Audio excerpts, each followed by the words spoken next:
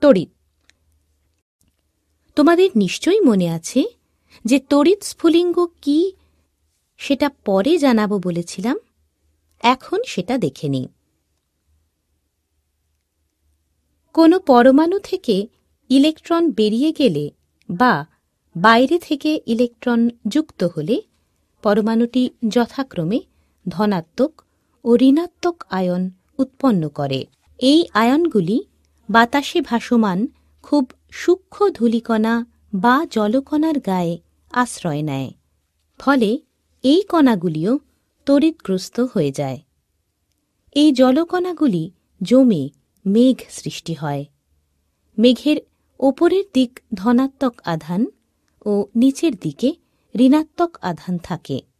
এই ঋণাত্মক আধানগ্রস্ত মেঘ মাটির কিছুটা কাছে এলে তড়িৎ আবেশের জন্য মাটিতে ধনাত্মক আধান জমা হয়। মেঘ ও মাটির মধ্যে বিভব পার্থক্য খুব বেশি হলে অত্যন্ত বড় স্ফুলিঙ্গের আকারে ঋণাত্মক আধান মেঘ থেকে মাটিতে চলে আসে। এবার আমরা এই তড়িৎ স্ফুলিঙ্গের আরও কয়েকটি উদাহরণ দেখে নিই। যেমন কাঁচিতে শান দেওয়ার সময়ও আমরা ছোট ছোট তড়িৎ স্ফুলিঙ্গ দেখতে পাই। আবার বাড়িতে কোনো সুইচ চাপতে গিয়েও তড়িৎ স্ফুলিঙ্গ দেখা যায়।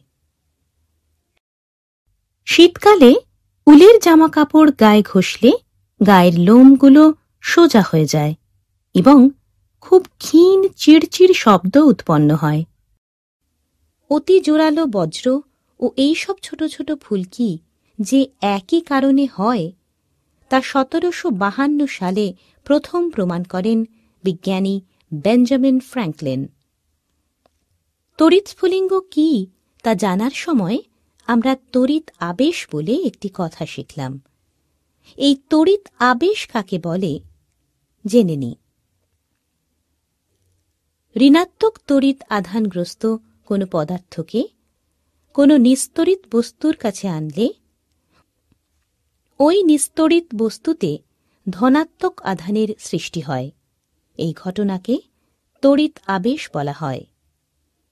শীতকালে প্লাস্টিকের চিরুনি দিয়ে চুল আঁচড়ানোর পর চিরুনিটাকে ছোট ছোট কাগজের টুকরোর কাছে ধরলে কাগজের টুকরোগুলি চিরুনির গায়ে লেগে যায়।